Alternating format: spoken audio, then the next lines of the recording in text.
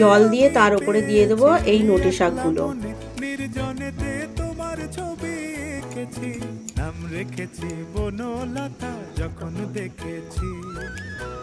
নোটে শাকগুলো দিয়ে কড়াটা ঢেকে দেবো।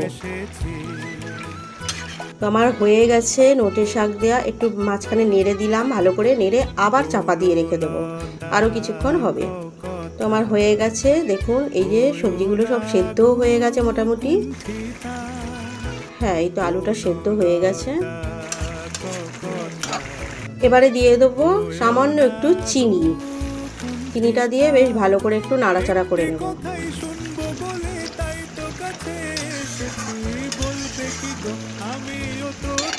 এবারে এর মধ্যে দিয়ে দেব মাছের মাথা আর উচ্ছে ভাজাগুলো। তো মাছের মাথাটা একটু ভালো করে খুন্তি দিয়ে একটু ভেঙে দিচ্ছি।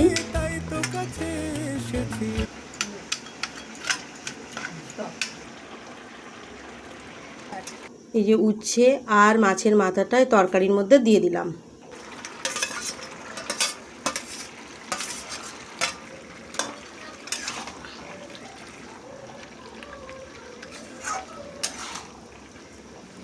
দিয়ে ভালো করে চারদিকটা তরকারি সব জায়গায় ভালো করে নেড়ে নিলাম।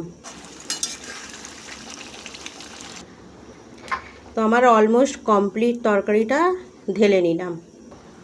তো এইভাবেই আপনারা বাড়িতে করে দেখবেন, দারুণ লাগে সবজি দিয়ে, শাক দিয়ে, মাছের মাথা দিয়ে তেঁতো চচ্চড়ি। তো আজকে দুপুরের লাঞ্চ থালাটা রেডি করে নিই। দেখুন এই যে প্রথমেই বেড়ে নিলাম ভাত,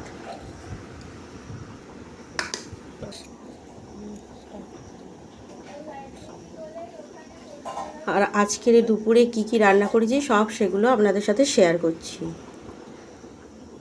তারপর নিয়ে নিলাম কুমড়ো ভাজা 4 পিস, বেগুন ভাজা 2 পিস,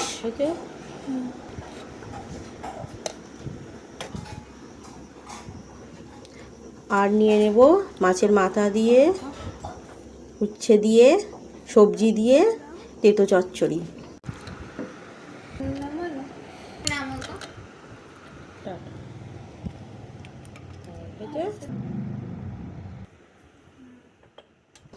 আমার তো এই তেঁতো চচ্চড়িটা দারুণ লাগে, আপনারা করে খেয়ে দেখবেন।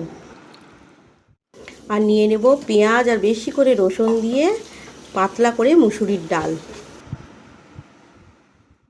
তো আজকের কেমন লাগলো আমার লাঞ্চ থালিটা আপনারা কমেন্ট করে বলবেন। আর অবশ্যই বাড়িতে এই রকম তেঁতো চচ্চড়ি করে খেয়ে দেখবেন।